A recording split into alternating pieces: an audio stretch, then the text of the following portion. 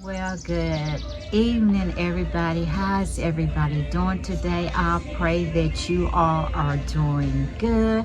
I am so blessed to be back in front of you all. I give all the honor and praise and credit to God for giving me another opportunity to get it right with Him by letting me sin this day that was not promised to me. I hope you all had the opportunity to look at my video that I did a few weeks ago. I pray and hope that it touched your heart. And I thank you for taking time out of your busy day to watch my video. It really makes my heart happy. Okay, today we are going to talk about animals. Some of the animals that God had made just the way He created us out of His own image. Well, He did make the animals too. And the first animal that we're going to talk about is the birds. The birds. Yes. I got up, I think it was 2 days ago, and I sat on my front porch to have my coffee. And when I sat down, the first thing that I heard was the birds. It was such beautiful music to my ears, and I was looking up to look at them, but I didn't see them, but I did hear them. And they were singing or talking, but what I heard in my ears is that they was praising God for letting them see another day. And it was such beautiful music to my ears, how they was coming together and making that beautiful music. And then I asked myself, why can't we be like the birds? Yes, why can't we be like the birds? Why can't we get up every morning and have with a beautiful sound of music and just thanking God for letting us see another opportunity and be able to have another opportunity to get it right with Him? Why can't we wake up happy and not worrying about what the day is going to be like or what we're going to do today, but just giving God all the praise and all the honor, even just humming a little sweet music to Him, letting Him know that we appreciate everything that He have done for us and for waking us up to this morning. Like I said, that wasn't promised to us. Why can't we be like the bird and make beautiful music when we first open our eyes, and our beautiful music will be, like I said, thanking God for waking us up. And then I thought we were going to talk about the ants. Yes, about the ants. I bet you said, wow, why the ants?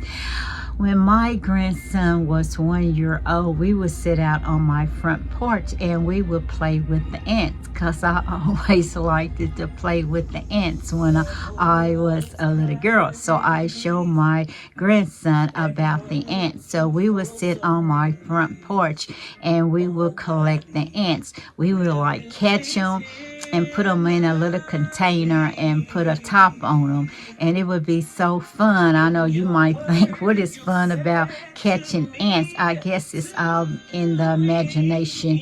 And now my granddaughter, who is almost 2 years old, my grandson taught her about the ants, so she sits out and she collects the ants too. So that's something that we do together. And my other grandson, and then I got a granddaughter that is going to come into this world the end of July, so we're going to teach them about the ants too. So, the ants are unique. You watch them, they take their food and they'll be carrying their food around with them. And then if it's kind of heavy for them, like a piece of bread or crumb, something they found on the ground, then another ant will come and help him carry that food. So what they're doing, they're carrying their food back to the other ants, to their families and to their friends. And they're just working together. They're coming together to make this happen. So you say, well, what that have to do with us as humans? Well, why can't we be like the ant? So I wrote this down. Why can't we be like the ants? Let's take a lesson from the ants. Ants are not lazy. They don't have laziness in them. Why are we so lazy? Why do we sit around worrying about things that we don't have any control of? Why are we so lazy when it comes picking up the Bible to reading God's word?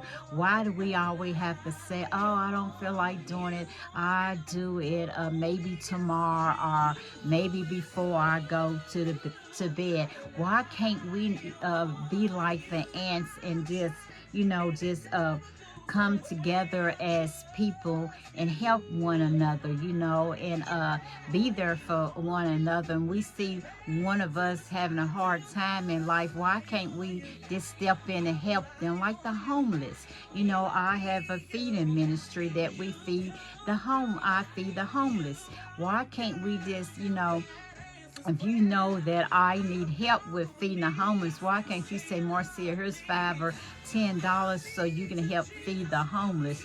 Why can't we be like the ant? If you see that I need help, won't you just come, and help me? Not just me, but anybody who needs help.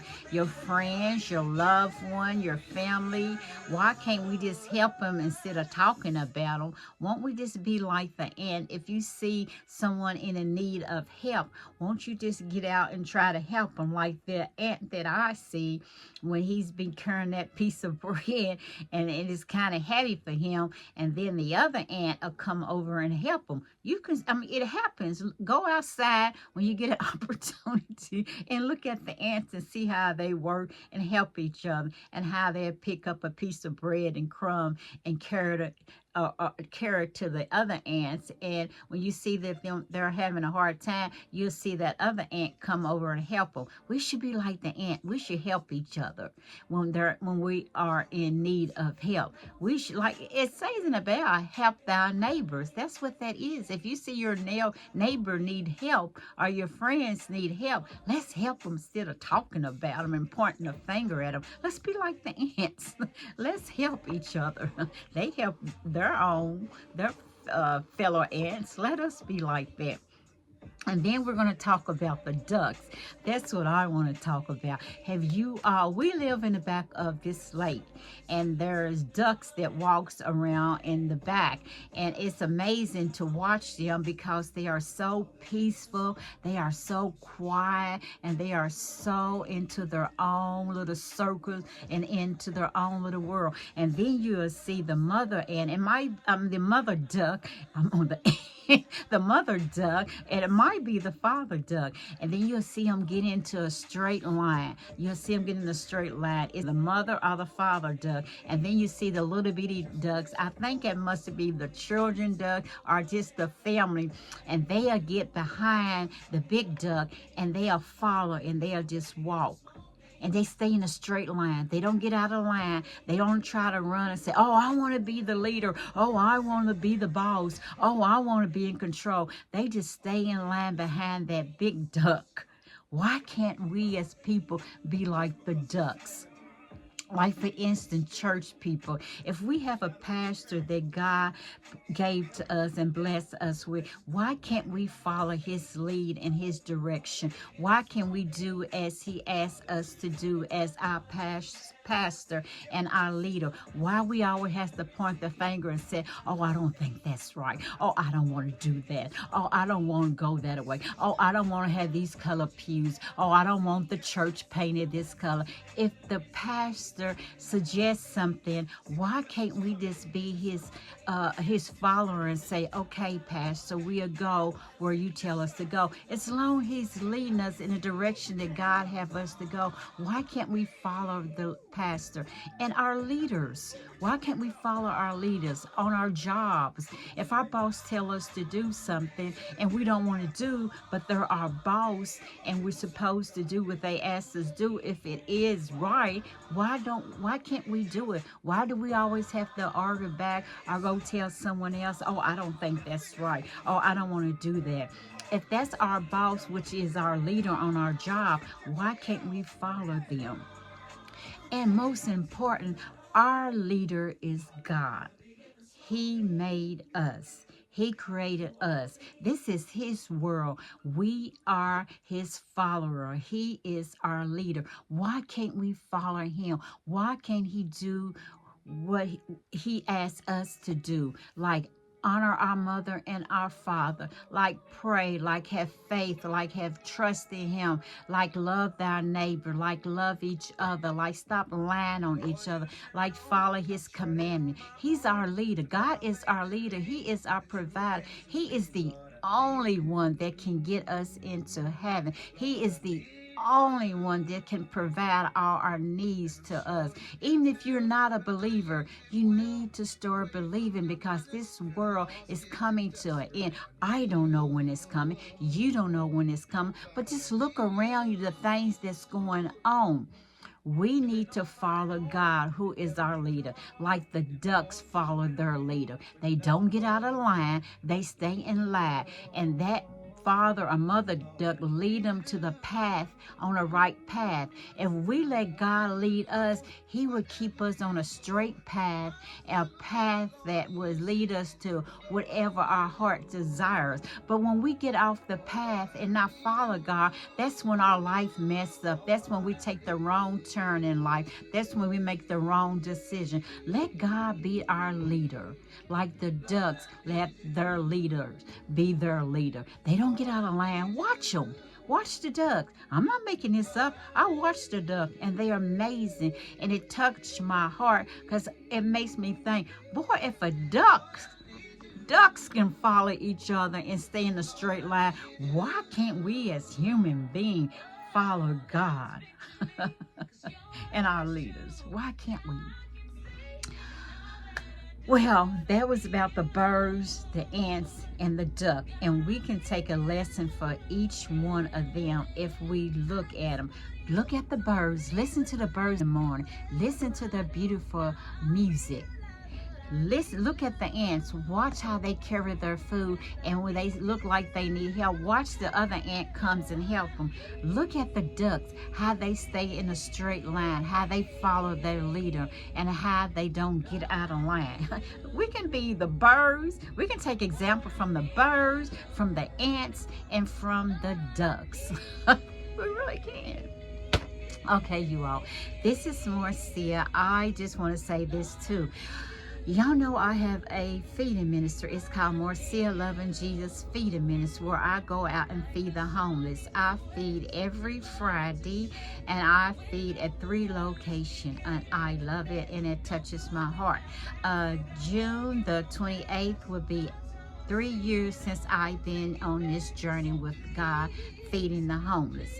And I thank everyone who contributed to my organization, and for their donation, for their support, and for their love. But most of all, I thank God for giving me this assignment to do 3 years ago. I didn't want it at first, but when I said yes to the Lord, I was like that duck. I just got behind him and let him direct my path, and the path that I'm on is beautiful. I love it. Yes, I get sometimes overwhelmed and stressed out, but God tell me that I can do anything through him who strengthened me, and that's where I get my strength from. I thank my husband for supporting me and being a part of my team. I thank all my team members, Jill, Jessica, Kelsey, Vernon, Mary Ann, and Janice, TJ, my little grandson Vernon, and and baby Tony, and Sherry, and Sister Tony. I thank you all so much for your support and for your love. And Sister Marvina, and Sister Jennifer, and Wendy, and Joy, and Laura, and all of my friends who have faith in me and who support my ministry. I love you, and I love you. The music that you hear in the background, I do not own the right to that. And I just want you all to know I love listening to church music when they are praising God. So continue to bless my ministry and continue.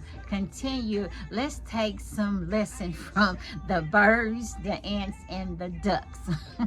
I love you. I love you. I love you. This is Marcia, over 50, and keeping it real. Be blessed.